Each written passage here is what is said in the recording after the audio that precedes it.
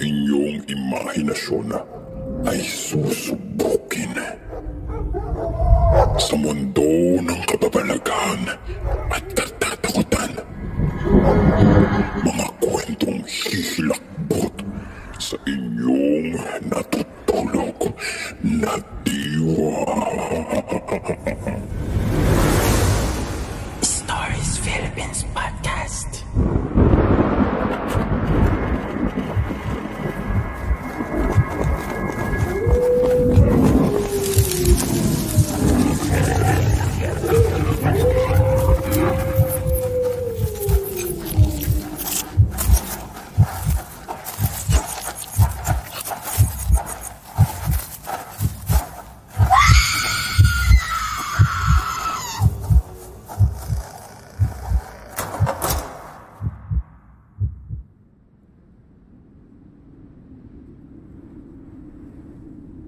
It seemed unreal na pati ang playground ay maaring pamugaran ng mga multo o spirits. Kahit ako, noong una kong marinig ang ideya, hindi ako makapaniwala.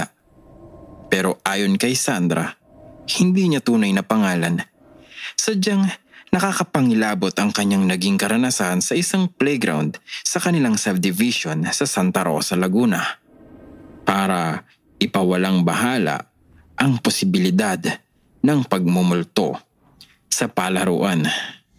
Ito ang Haunted Playground mula sa panulat ni R.M. Custodio. May isang playground sa tabi ng isang lumang kapilya sa loob ng aming subdivision ang pinaniniwalaang haunted. Bagong lipat pa lang kami sa subdivision na iyon agad ang kwentong narinig ko sa mga kapitbahay. Tinatawanan ko lang ang kanilang mga istorya. Hindi ako naniniwala sa multo. Sa haunted playground pa kaya? Minsan, sinamahan ko ang aking dalawang anak na lalaki na maglaro sa di umano haunted playground. Walang tao sa playground nung hapong iyon dahil kinatatakutan nga iyon. May 2 duyan sa playground at isang siso at 2 padulasan. Naupo ako sa bench. Sabi ko sa mga anak ko, kina Paul, 7 at Eric, 5, na huwag masyadong maglikot at mag-ingat sila nang hindi magalusan sa paglalaro. Tumango naman ang mga anak ko at sila'y kumaripas na ng takbo para maglaro. Pakanta-kanta pa nga ako habang nagbabasa ng magazine. Maya-maya, narinig kong umiiyak ang isa kong anak, si Paul. Nakita kong nasa swing siya. Ang lakas ng ugoy ng duyan na kinauupuan niya. Ang taas-taas na nang nararating niyon. Halatang natatakot na si Paul. Tama na! Tama na! Tama na! Ang sabi niya. Kinabahan ako. Dali-dali akong nagtungo sa duyan na kinalalagyan ni Paul. Kumapit kang mabuti anak, ang sabi ko. Hindi ko alam kung papaano patitigilin ang duyan sa pag-ugoy. Sinunggaban ko yung kadenang nagsisilbing tali nito. Hinawakan ko yun. Halos tangayin ako yun. Pakiwari ko ba'y may puwersang nagtutulak sa duyan. Ngunit hindi ko naman nakikita. Sa wakas at napatigil ko rin ang duyan. Umalis kagad doon si Paul at niyakap ako. Mami! Ang lumuluha niyang sabi. Tahan na anak. Hinagod ko ang kanyang likod. Yung Ali kasi nilakasan niya yung ugoy. Hikbi ni Paul. Ali? Nagtaka ko. Wala namang ibang tao kundi kami. Sinong Ali? Ayun siya Itinuro niya ang likuran ko. Agad akong napalingon doon. Wala namang tao.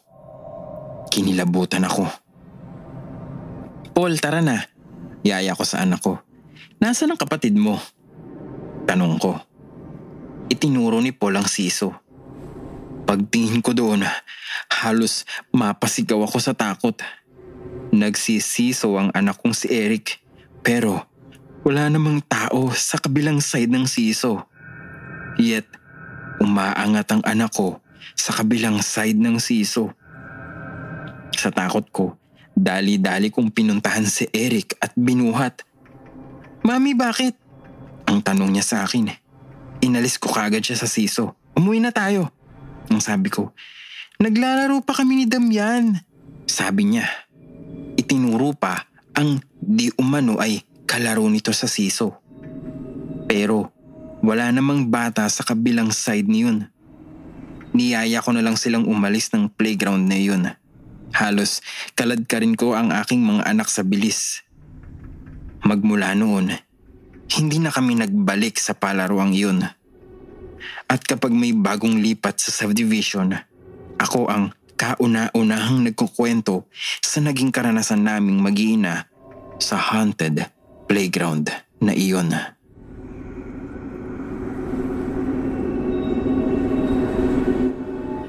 Hello guys, what's up? Congratulations kung hanggang dito sa part na ito is umabot ka, and welcome sa pinakabagong segment ng Stories Philippines podcast, wherein at the end of every episode is may sasagutin akong question about ghost na siguro ay natatakot kayo na tanungin or hindi nyo alam kung kanino itatanong. So I hope you enjoy and sit back and relax, and here's the question of the day. Can ghosts make love or have sex with a living person?